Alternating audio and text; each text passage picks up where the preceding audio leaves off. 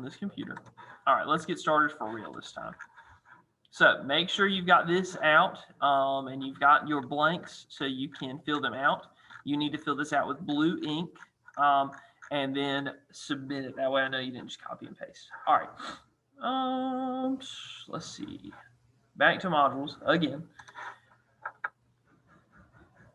So let's go over this section.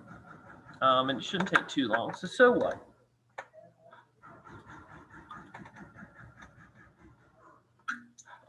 All right, hopefully everyone's got it up. I'm going to get my participants over here. Oh, there is somebody waiting to get in the room. He's gotten everybody in. And I want to get the chat over here so I can watch that as well. Where did my chat go? Oh, I got it over here. Okay, cool. All right, so what? Think that understanding management isn't important because you'll never be a manager during your career?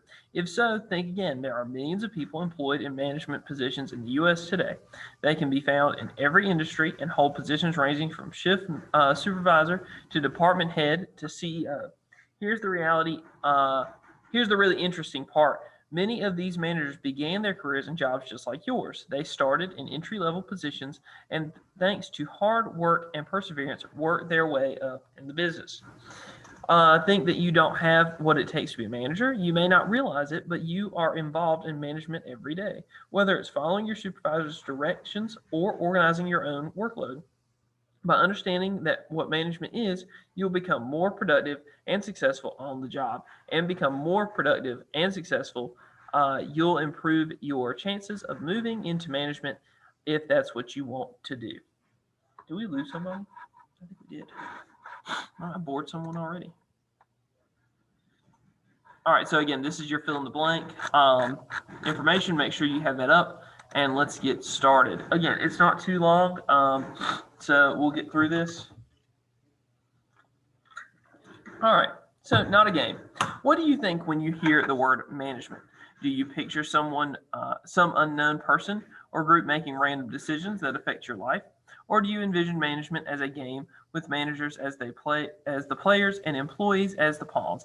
Actually, management is anything but a game. Management is the logical process of coordinating resources such as money and employees to accomplish an organization's goals. In business and in any organization with resources and coordinate and goals to reach, nothing would get done without management. The people responsible for management are, of course, the managers. Guys, I'm sorry. I don't know. Can y'all hear the beating and slamming? They're basically working on something right like next to my room. So if you can hear it, I'm sorry. And it's kind of making me lose my train of thought. So sorry, if just heads up. It doesn't help. I already don't know how to read. They decide how to use the business's resources to make things happen. Managers make sure the work gets done, although they don't usually do the work themselves. For example, if you are a manager of a movie theater, you don't normally sell the popcorn or clean the restrooms. Your job is to oversee the entire operation and make sure there are enough employees on hand to perform these tasks. You hire and train the employees, handle the theater's finances, deal with supplies, and obtain the resources needed for the business to be successful. Although managers don't do the actual jobs, they need to understand the jobs to effectively manage the employees who do the work. This information helps managers to know how workers should do their jobs. It also helps them to be realistic about what workers can do. For instance, as the manager of a business, you should be able to answer questions and help employees solve problems. You should be aware of the time it takes to complete certain tasks. In the case of the movie theater, you should understand that involved in filling customers' food and drink orders at the concession stand and not expect the impossible. However, you also need to set standards and encourage employees to be productive and do their best. For more importance of managers knowing their employees' job tasks, check out the blog. If everybody was here, oh, it's going back there. I didn't even notice it. If everyone's here, we would actually watch an episode of, gosh, I have a construction site right next to my head right now. If everyone was in class, we probably would watch Undercover Boss, but I'm not going to do that because I just feel like it's kind of not as enjoyable if y'all are watching it through Zoom when y'all could watch it on your own. We may eventually watch one of those episodes, even if we do stay like this. But for right now, I just wanted to kind of get us through some of this information. So let's keep moving. So this is the importance of knowing your employees and jobs. You're welcome to go back and look through this. I'm not going to read all of this, but it is very important. And if you've ever gone to a restaurant, the movie theaters, or anything like that, you probably have seen the manager doing things. Sometimes at McDonald's, the manager is the one taking your order. Sometimes the manager is making the food in the back, and that's the best way. Just from my experience, it definitely seems like if the manager is involved in the process of all the other employees and is willing to get their hands dirty and do all that work, then the employees are going to do a better job. When they know their manager's on their side and just trying to get the job done at the end of the day, it's so much more important than the manager sitting down and saying, y'all get it done. But that's a big deal. So let's keep moving to the next section. So what managers do. So it's going to be a little bit longer, but that's okay. If managers don't perform the actual jobs, what do? They are responsible for carrying out the management functions of planning, organizing, staffing, directing, and controlling. The successful performance of these activities determines if a business will achieve its goals. So planning. Planning involves deciding what work will be done and how it will be accomplished. I'm not going to read all of this. I'm just going to read kind of the first parts of it. First, managers identify goals. Then they identify methods of achieving those goals and the resources required to carry out the plans. We're going to go into planning more in the next section because now we're just kind of doing an overview of what managers do.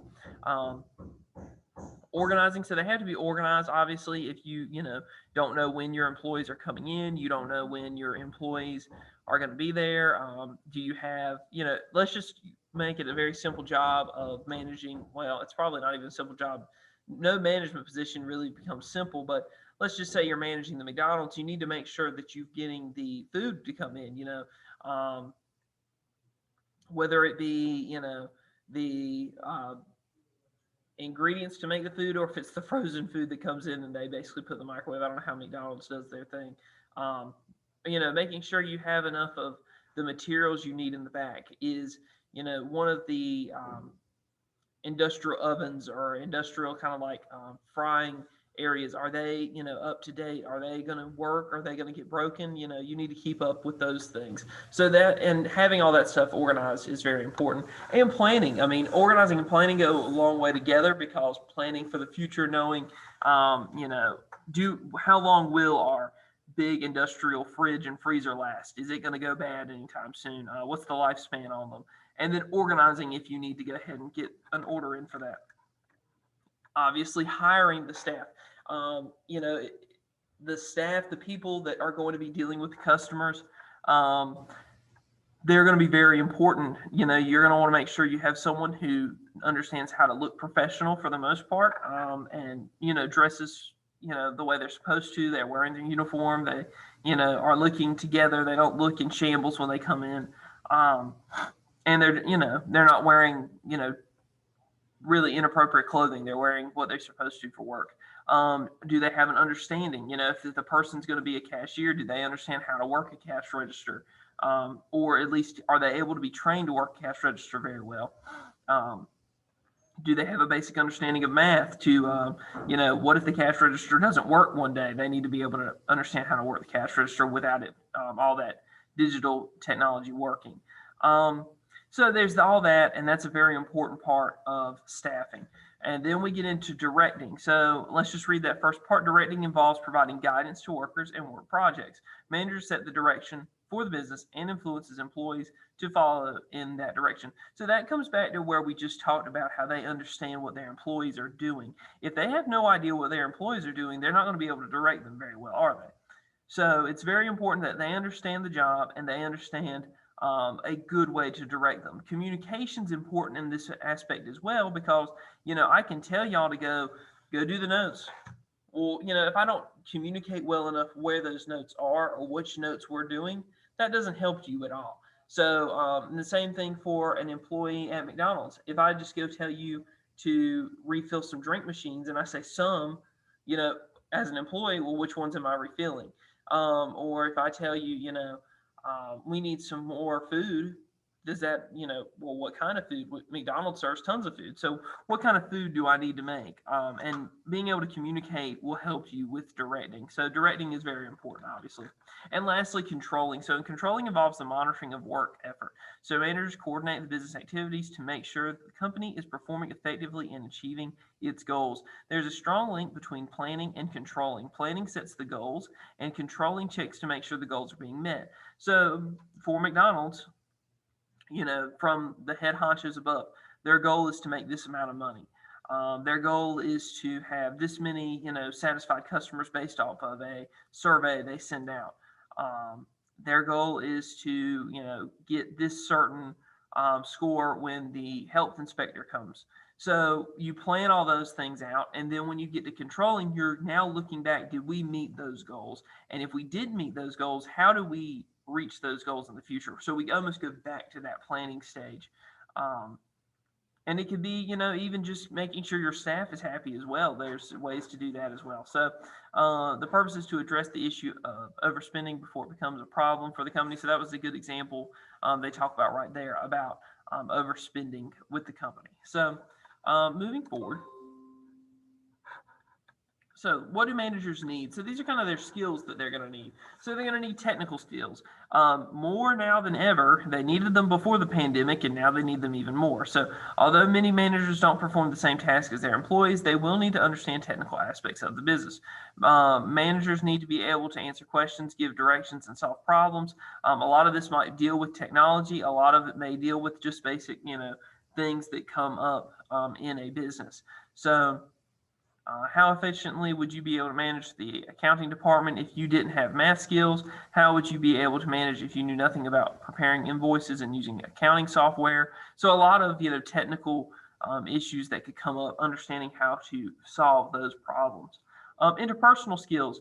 Obviously, being able to talk and being able to communicate well, as I just said earlier, is going to be very important. And it's going to go back to all of those, honestly, that we just talked about. Conceptual skills. So another important skill a manager must have is the ability to see the big picture. Managers must be able to look at the organization as a whole and understand how its various parts are interrelated. They need to anticipate how a change in one department could impact all of the others.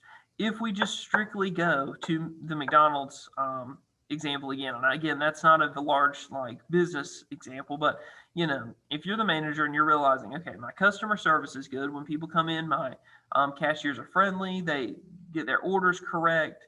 But then when the food goes out, it doesn't taste good. Something's not, someone in the kitchen's not doing a great job fixing the food. Well, now you've got an issue because these people, as well and as nice as the service was and how correct the order was, it doesn't matter now because the food's not good. Let's say the food's good and all those other things are good, but then your restaurant looks dirty. Well, again, people aren't coming back because it's dirty. These are common sense ideas we're talking about, but it's kind of like if you don't think about them all at one time. Again, conceptual. If we're thinking about the big picture, you've got to put all of those things together to realize how much of an impact one could have on the other. In a large business, a good example, for instance, is if you have a sales team and you have the accountant who's crunching the numbers. If the sales team are making great sales and the products for the most part are getting delivered, but then the accountants mess up and are overcharging and undercharging people, well, then you're going to have a problem with your business. And you can see where even if you have a successful one department, you've got to make sure you're looking at that big picture. And you're seeing, oh, I need to make improvements here, but this looks good, so we'll keep it the same. All right, so we've made it all the way to the end now. Management is the process of coordinating resources to accomplish an organization's goals, and managers are the people who make things happen. Managers are responsible for the functions of planning, organizing, staffing, directing, and controlling. To be effective, they must have technical skills, interpersonal skills, and conceptual skills. You probably should have been able to fill out all of that section A, fill in the blank notes at this point. And now you will do the total recall. That is really all I have for you today. So that gives you plenty of time to go back and get any of those fill in the blanks you missed and it gives you plenty of time to go back and look for the answers to this total recall. You have 5 attempts on it. It's 4 questions. It shouldn't be too hard, and we'll go from there. Are there any questions for me before I get off of the Zoom, or well, mute myself, and we'll just leave the Zoom up?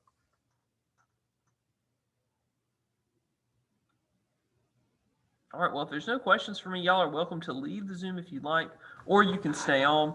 It's totally up to you, but